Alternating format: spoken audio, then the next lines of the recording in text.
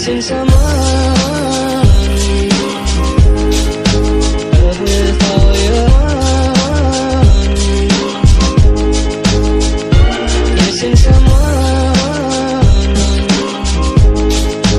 Love with heart. How much you missing?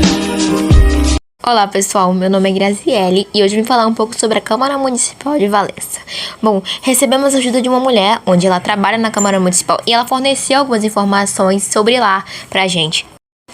Localizado em Valença, o prédio foi construído em 1849. Isso quer dizer que ele tem 173 anos. Olha que velho. O autor deste endereço é o capitão Mor Bernardino. Uma coisa interessante sobre a Câmara Municipal é que algumas pessoas contam que o Dom Pedro II visitou o prédio. Se você mora em Valença e não sabe nada sobre ela, esse vídeo é para você. A Câmara Municipal é um prédio, tá? Que inicialmente ele foi construído numa região que é a região de Manguezal. Se você analisar aquela região ali, é uma região de Manguezal, fica nas margens do rio Una.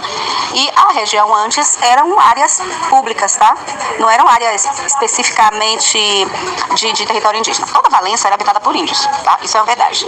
Na colonização em 1557, foi quando chegou o primeiro português que veio para essa região que se chamava Sebastião de Pontes. Ele encontra nessa região índios, né? Nessa região toda. Então há probabilidade que a cidade, toda a região tivesse índios aimorés, que eram, né, que falavam macrogê, a língua deles, e que eram chamados índios tapuias e guerens, os chamados botocudos, porque eles usavam alargadores de lábios, alargadores de orelhas. Eles habitavam todo o Vale do Una. O que era o Vale do Una? Toda essa região que a gente conhece como as margens do Una, e aí é possível dizer que, né, toda essa região que tem hoje a cidade era a região indígena. Eram os índios aimorés, né, que eram subdivididos em tapuias e guerens, também chamados de botocudos, e os tupinambás, que eram os índios mais litorâneos, eles ficavam mais nas regiões litorais. Eles eram mais menores que os índios aimorés. Os aimorés eram maiores, eram índios corredores, bons flecheiros, de 100 flechadas que eles davam, acertavam todas as 100, sem erro algum. Ele conseguia atacar com emboscada. Seus filhos eram surrados aos 7 anos para ter uma pele muito resistente à caatinga, porque os aimorés eram os índios que vinham das regiões de sertão, tá? Da região mais de caatinga, e vinham para essa região porque eles eram nômades, então eles vinham em busca de alimentação. Ao mesmo tempo, nessa região viviam os índios chamados nativos, que eram os índios tupinambás. Os tupinambás falavam tupi e guarani, que são duas línguas, por isso que a gente tem vários nomes em tupi-guarani. Exemplo Una, né, que quer dizer negro, é o nome do rio. Há exemplo de Maricuabo, Sarapuí, Tinharé, Boipeba. Esses nomes, Carimã, Puba, todos são nomes de origem indígena e que são do tupi. Bom, então isso responderia que a região poderia ter sido habitada? Sim, porque eram regiões próximas, muito próximas à margem do rio, e onde ficavam, né, isso no período da colonização. Isso ocorre em 1557 a 1560. Bom, posterior a isso, essa região foi deixada porque o Sebastião de Pontes foi preso, foi para Limoeiro, em Portugal, e aí ele cometeu um crime, né, perante o rei de Portugal, e ele foi preso. Bom, ficou 200 anos, de 1574, e ficou por volta de 200 anos sem ter ninguém por aqui. Quem comandava isso aqui eram os índios, ficaram poucos colonos, e vinha muito piratas e corsários, porque era uma região escondida. Então era de fácil acesso para piratas e corsários, e eram os únicos que conseguiam brigar com os índios. E aí essa região durou por volta de 200 anos as chamadas guerras dos aimorés. A palavra amoré era uma palavra tupi, que significa malditos, porque foi o nome dado pelos tupinambás. Enquanto que os aimorés, no nome deles, eles eram conhecidos como os índios tapuias, tá? Eram os grandes índios tapuias. E eram conhecidos como índios tapuias botocudos, porque usavam largadores de lábios e orelhas. Objetos na Câmara que sejam de indígenas. Bom, a Câmara Municipal tem um memorial que foi criado em 2009 com o acervo de peças que foram encontradas lá em 2094. E nessa coletânea que a gente fez de peças, que foi montado um acervo que virou memorial, hoje está no arquivo da Câmara lá no Tamarineiro, tem uma peça que é uma cerâmica que foi encontrada no entroncamento. Essa peça de cerâmica, ela foi feita por índios chamados ceramistas, eram índios tupinaenses da mesma linhagem dos índios tupinambás. Essa peça é um vaso de cerâmica, e tem outras peças, digamos assim, não na Câmara, mas lá em Ilhéus, que foram levadas de Valença e em outros lugares, chamadas urnas indígenas ou urnas aratu. Essas urnas aratu foram retiradas tanto da região de Sambaquis, de Valença, quanto da própria Igreja do Amparo, porque nas proximidades da Igreja do Amparo existiram, né, aldeamento indígena. Ali, né, abaixo da igreja, é possível que tenha sepulturas de índios, porque existem desenhos da época ainda dos jesuítas, dos padres franciscanos, e que no período que a colonização do Amparo aconteceu, aconteceu em 1720, 1730, nesse período. Os índios já habitavam aquela região, moravam naquela região, e quando vieram os freis franciscanos, principalmente franciscano, ele tentou amenizar, né, o contato e colaborar com os índios, mas não deu certo. Por não dar certo, muitos índios morriam por questões de imunidade, e esses índios foram levados para a região do São Fidélis. Qual a função da Câmara? A Câmara Municipal é criado, tá, para criar as leis e fiscalizar as leis do município.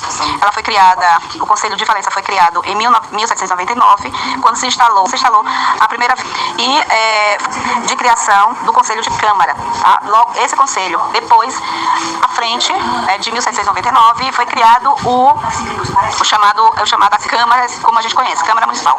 Mas a primeira Câmara foi Conselho e foi em 1099 na criação também da vila. A função da Câmara é criar, né, legislar, fiscalizar o Poder Executivo. A importância é essa, que ele é um dos três no âmbito do município. Que é isso? A gente tem o Poder Executivo, a liderança do gestor, que é o Jairo, que é o prefeito. Na Câmara, a gente tem o presidente, que é o Fabrício Lemos, e os vereadores, que é o Conselho de Vereadores. Para ser, né, basicamente, o terceiro poder, que é o poder do Poder Judiciário, né? Bom, eu sou uma funcionária efetiva da Câmara. Eu passei por um concurso público em 94.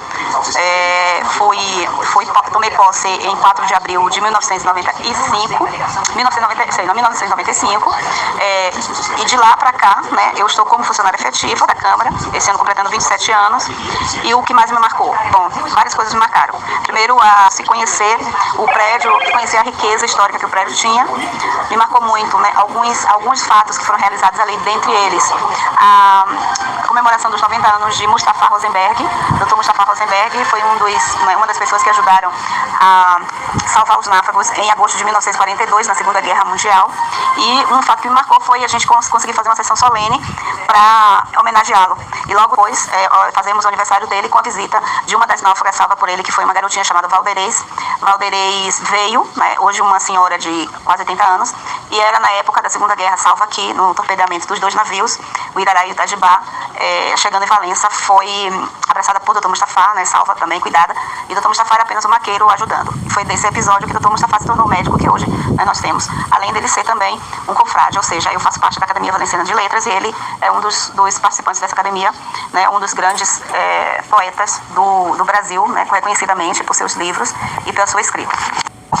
A Segunda Guerra Mundial, no Brasil, ela foi marcada pela posição de Getúlio Vargas, a favor, né, do nazismo, e posterior a isso foi o torpedeamento do 507, o submarino que torpedeou 2 navios brasileiros na costa baiana, né, basicamente entre o Guaibi e o Morro de São Paulo, e esse fato levou o Brasil, né, a tomar posição contra o nazismo. E na super interessante de 2009, né, foi feito um trabalho, um documentário super importante, trazendo à tona a história dessa Segunda Guerra Mundial e trazendo um conhecimento da população brasileira, né, da importância. Além do livro A Sombra da Guerra, de Guto Moutinho, que traça todo o histórico de como aconteceu nesse torpedeamento, como também o que acontecia na região de Valença sobre o período da Segunda Guerra Mundial.